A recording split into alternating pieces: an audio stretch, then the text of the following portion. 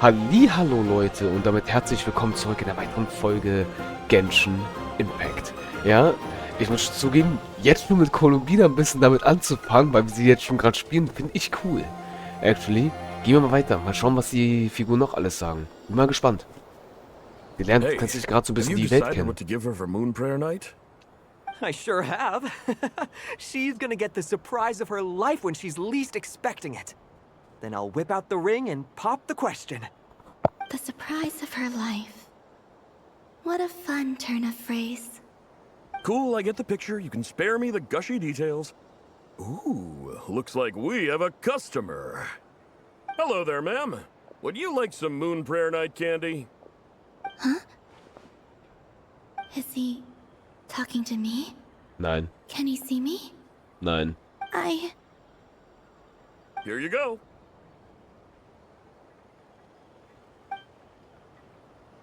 Oh,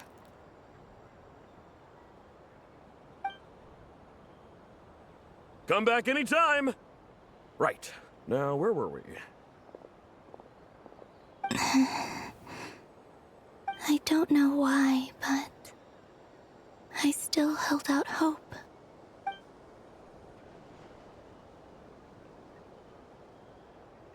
The most important thing right now is to find that mage. This name thing seems super important too, but where do we even start looking? I'd better go pay the Fatui a visit.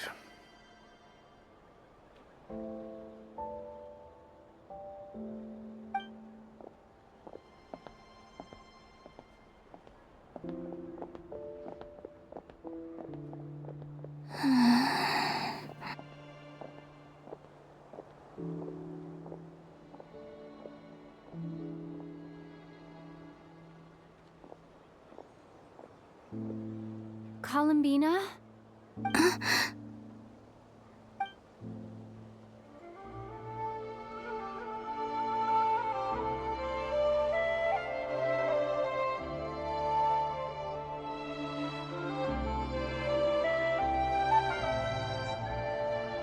Traveler?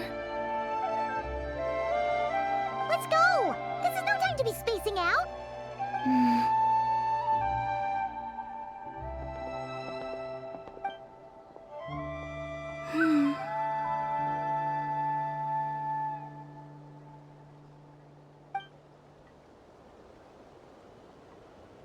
Die läuft normal. What? Okay, krass. Sie hat normale Laufanimation, aber auch andere. What the hell? Jetzt ist der Modus vorbei. Crazy. Wo müssen wir jetzt hin? Suche nach der Hexe Nicole. Jetzt treffen wir gleich zwei. Ich frage mich gerade, aber ich glaube, ist das nicht die Hexe mit dem blauen Hut gewesen, die auch bei den Tests dabei war, ne? Ich glaube nicht. Ich glaube tatsächlich nicht, Leute. Ich glaube, das ist eine andere. Where are they going? They mentioned a mage and a name? So, Mr. Varka, are you acquainted with this Nicole? Or should I call her Mage N? Ah, not really. We've never met, though she has come up in conversation. From what I've gathered, Alice kinda took Nicole under her wing. Taught her how to speak in a more ladylike fashion, that kind of thing. Huh. Hard to imagine Alice as an etiquette coach. Yeah, Alice is a larger-than-life personality, I'll give you that. But then again, that's why she's able to draw such an eclectic mix of people into her inner circle. If I remember correctly, being an interesting person is actually one of her main entry requirements. So, if you ever wanted to join the Hexen Circle, I'm sure you'd both be eligible to apply. Hey! Don't go around making promises on Alice's behalf! I wouldn't dare. I'm just trying to paint a picture of the Hexen Circle for you. Okay, sure. Anyway, since none of us have ever met Nicole, how are we supposed to find her? We can't just go up to every woman in sight and ask, "Hey, are you Nicole?" Maybe something she's wearing will give it away? Like, a windbloom pinned to her chest or something. Wait a minute. Alice never said Nicole was from Mondstadt. Oh, true.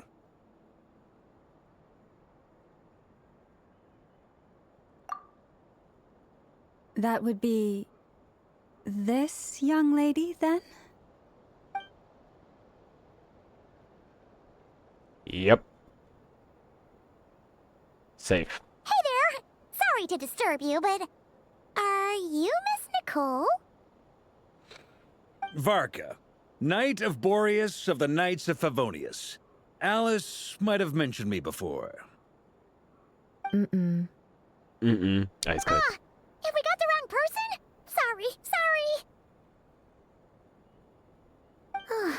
Well, this is awkward. When I shook my head, I meant, no, Alice hasn't mentioned you before. Huh? Where is this voice coming from? My apologies. For certain reasons, I am unable to speak. This is the only way I can communicate with you. Lucy spricht in ihren Kopf. Was? Wie geil ist das denn? It might take some getting used to, but I hope you can understand. Hey, it's fine. I'm more shocked by the fact that Alice never speaks about me. I mean, As for you two, we have crossed paths twice before, but it is nonetheless a pleasure to finally meet you.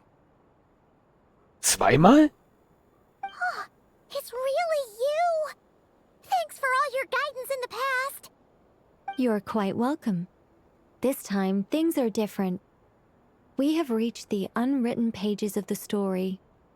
You might say that we stand at the crossroads of fate.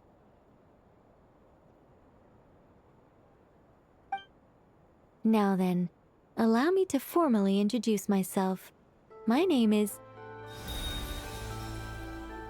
No, stop! Alice! I can't believe it!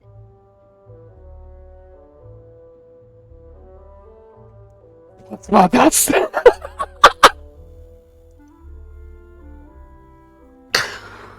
Oh. Das kannst du dir nicht ausdenken. War das gerade Alice?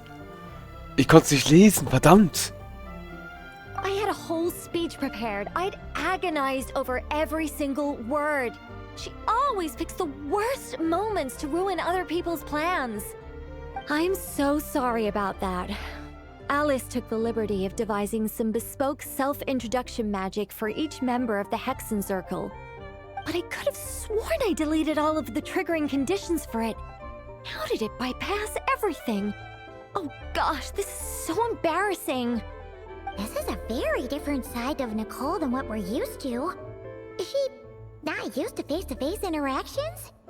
Don't worry about it. We've seen that introduction magic once already, so it wasn't too much of a shock. Please go on, Miss Nicole. We'd love to hear what you have to say, or, well, communicate. Huh? Are they talking to this lady? But... Will you all promise to forget that horrendously embarrassing introduction? sorry, embarrassing. When?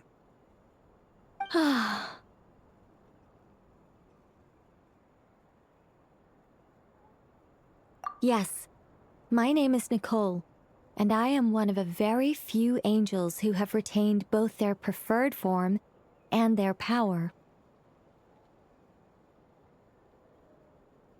The Traveler and Paimon should be no strangers to this concept. There is another of our kind in Natlan. They call her the Lord of the Night. All right! Paimon remembers her. Yes. Well, I have retained more of my power than she. It's because I don't have a long-term duty to fulfill. To be more specific, no. We'll be here all day if I get into the specifics. Moving on. If I'm not mistaken, you are here because you wish to learn how one might reach the moon beyond the sky. That's right. Is that something you can give us any guidance on? Yes, I do know a way. It began with the Hyperboreans, who lived after the War of Funerary Flame. Blank looks. Maybe I should start with the background of the war. Or maybe not. It shouldn't be an issue. I'll fill in the gaps for you when we have more time. Anyway, after that war ended, the 3 moons retreated to beyond the false sky. The Hyperboreans were humans I once aided. They accepted the civilization and creations bestowed upon them by the angels. But despite accepting many blessings of the angels, many among them still held on to their faith in the moons. They were reluctant to accept the new order. Even after the War of Funerary Flame, they sought to contact the moon goddesses beyond the sky and receive their guidance. But all 3 had passed away by that point.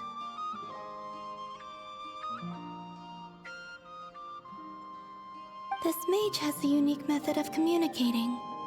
Is she talking about the moons? Yes, but they did not know.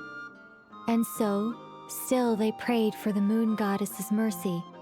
After building titanic structures that consumed vast amounts of Kuvaki, at last they glimpsed the moons and heard their voices.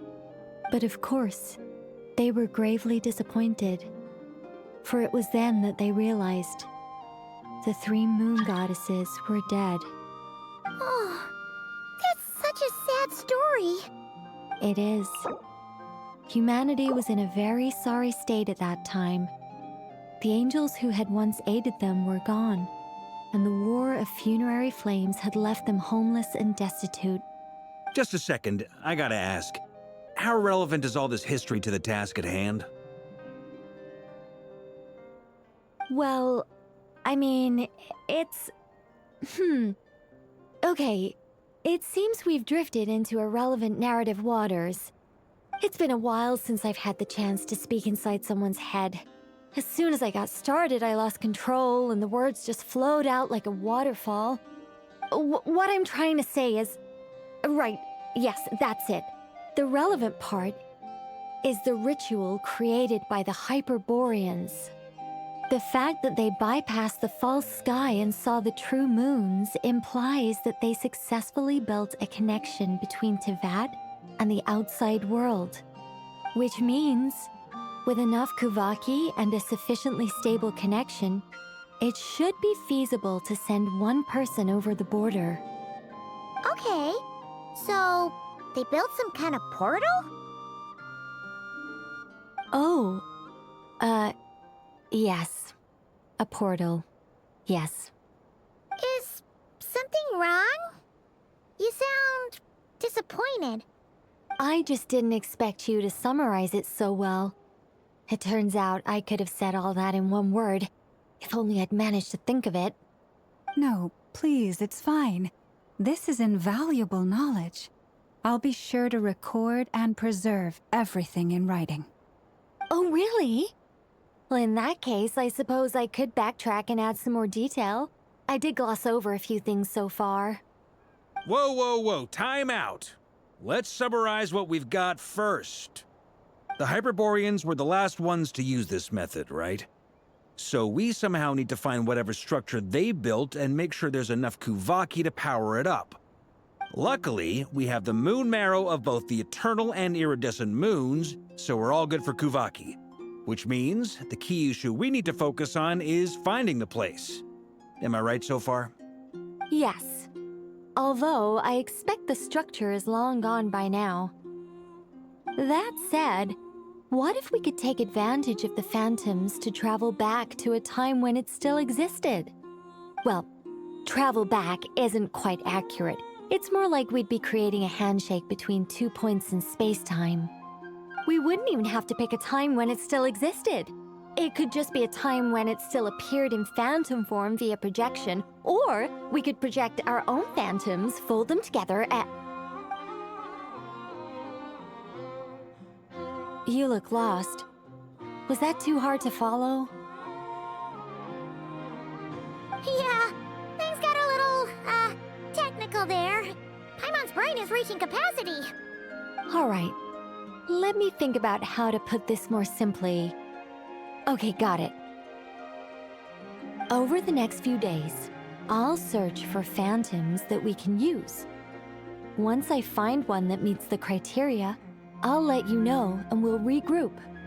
By completing certain rituals, specific individuals will be able to enter the Phantom and make it to the Hyperborean structure. If everything checks out, and it looks feasible, we'll just need to wait for Moon Prayer Night, and we can send the Moon Goddess back home. I'm really skimping on the detail here. Is this making any sense at all? I think so. For now, we'll just wait to hear from you. Yes. Basically, yes. Great. Counting on you. In the meantime, we'll focus on finding the Moon Goddess's name. My name? Are they looking for a way to stop me from disappearing? Excuse me, Miss... Go on, Miss Nicole. This conversation was a little all over the place. I didn't catch your name. I am Lauma, of the Frost Moon Scions. Ah, I did wonder. I noticed that you listened very intently when I spoke about Hyperborea and the moon's history. If you'd be interested, I'd love to visit you this evening and go through it again in greater detail. Also, if you were serious about making a record, it would be too risky to simply write down the raw details as is. I would suggest some tweaks. Maybe rewrite the stories as fairy tales or fables, perhaps even prayers. Anyway, we can cross that bridge when we come to it. So, see you later then? Oh, and no need to prepare anything. Just a cup of tea will do. See ya! She seems friendly. It's just... It's so nice to find someone who's actually willing to listen. I've been dying for a chance to finally go through all this systematically from start to finish. Any longer and I'd probably start forgetting it. Now Paimon gets why Alice told us to mind our heads. Ha ha ha ha! What did I tell you? A lot of quirky people in Alice's orbit. Now then, the next order of business is... where do we start looking for the Moon Goddess's name? Maybe the rest of what Nicole has to say might give us some clues. Once I've heard her out, I'll summarize the salient points and share them with you all. I'm also inclined to review our other documents. Yes, our faith was first established by our Hyperborean ancestors, but many of the more factually accurate records are from after Kuthar's birth. Sounds like we're gonna follow Columbina's journey through Devat, huh? In that case, we'll start by heading to the Frost Moon Enclave. Sounds like a plan. Take this with you. I'll see about getting in touch with the Fatui. It'll probably just be Arlecchino and Sandroni again. They're the only ones who would want to help. Thank you, Mr. Varka. Ha ha ha ha ha! Don't mention it. Honestly, I'm more comfortable dealing with the Fatui than prying into the details of a young lady's childhood. Catch you later. I should follow them, just in case there's some way that I can help.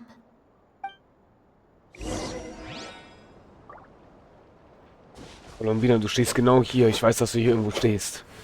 Oh Gott. Die steht ja irgendwo da, Leute. Die war ja genau hinter uns. Naja. Naja. A while ago, I took the time to organize all documents in our possession that pertain to Kuthar. What you see here is the material I consider reliable. You're saying there's unreliable material too? Yes. Most of the information we have was transmitted through an oral tradition. Inevitably, some of her stories were mythologized and deified over the years through countless retellings. That's why I organized them into reliable and unreliable. There's no sense seeking answers in history unless we can ensure the veracity of the historical record. Makes sense. All right, let's take a look through.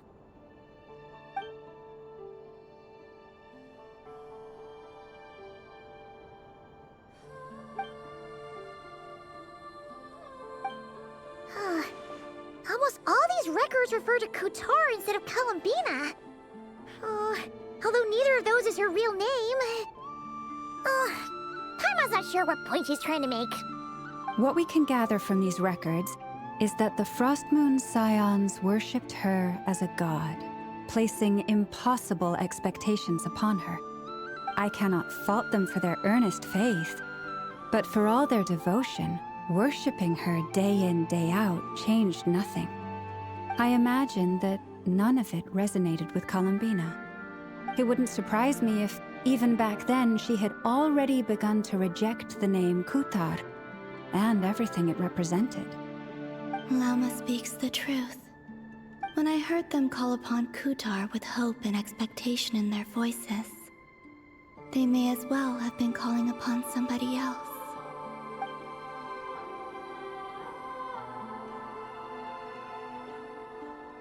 Well, that's a bit complicated. I looked at the level of detail, perceived authenticity, prose style, and how realistic their portrayal of Kutar seemed to be. Amongst the Frost Moon Scions of today, only I know of her existence, and I alone have spoken to her face to face. As such, I know that there are certain things she simply would never do. That being said, I have sensed some changes in her lately. Changes? Me? Seems like this is getting us nowhere. For what it's worth, why don't we check the unreliable sources too? Sure. Give me a moment.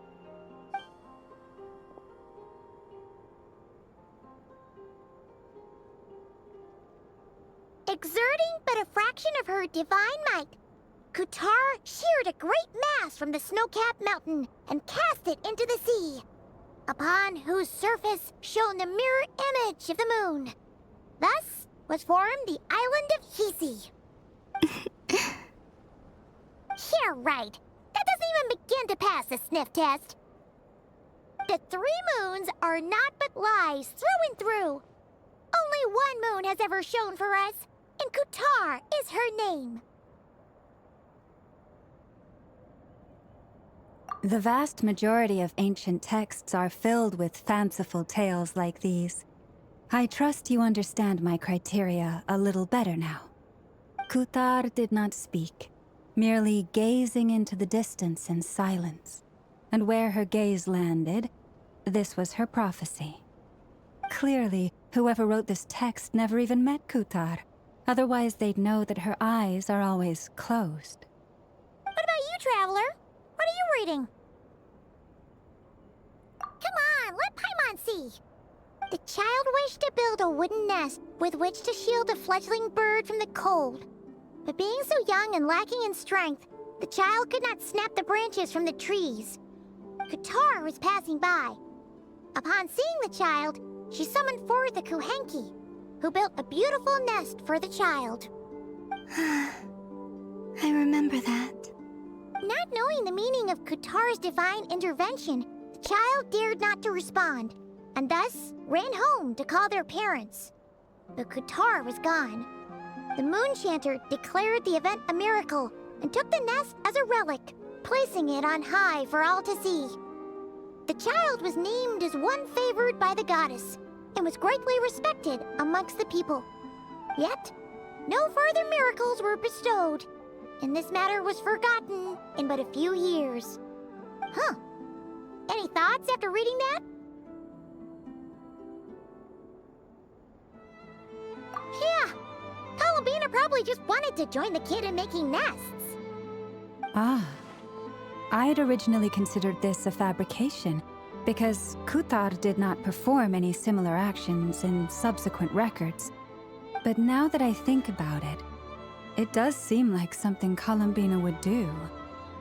It's just that... She didn't know how other people would interpret her actions. She was probably worried about making things difficult for people.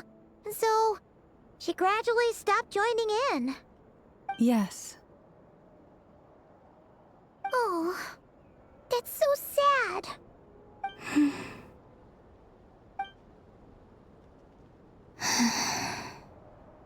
And now, I can make no such gestures of warmth, even if I want to.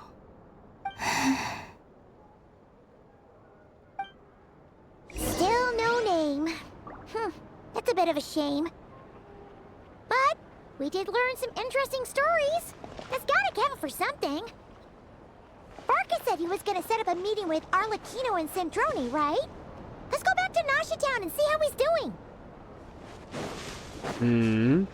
Das auf jeden Fall, Leute. Aber ich würde sagen, das war's erstmal mit der Folge. Wir sehen uns dann hier in der nächsten Folge wieder. Euer Masho. Bis zum nächsten Mal. Tschaußen.